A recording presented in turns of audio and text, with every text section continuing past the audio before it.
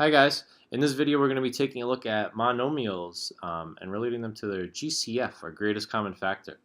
This is a slight extension lesson.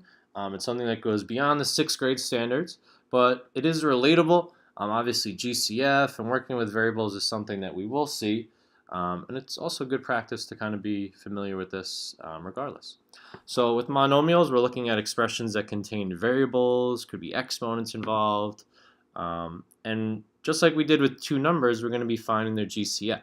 So really, the new aspect here is, how do we represent the GCF of a variable with some exponent attached?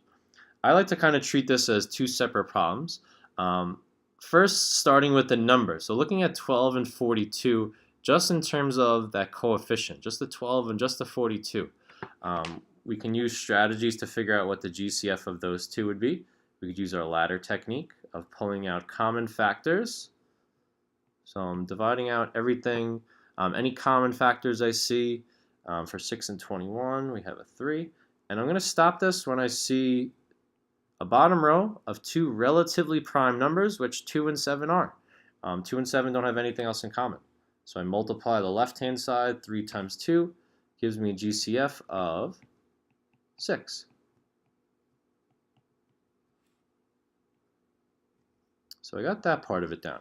But variable-wise, what do these two terms share? The best way of thinking of this is really thinking about what the exponents themselves represent. X to the third, what does that really mean? It doesn't mean 3 times x. X to the third really means x times x times x. Exponents indicate repeated multiplication. And similar with x to the fifth. This makes it a little bit easier to see. What do these share? What do these have in common? X to the third. X to the third and x to the fifth have x to the third in common, or a set of 3 x's being multiplied together. So the GCF of those variables would just simply be x to the third. What's a quick rule of thumb? Because obviously if it said like x to the 22nd, we're not going to write out 22 x's. A quick rule of thumb, if both terms share that variable, we could simply take the smaller exponent. So if we had like an additional y to the 7th and y to the 3rd, once again we would say y to the 3rd would be the GCF for those two variables. You just simply take the smaller if they both share it.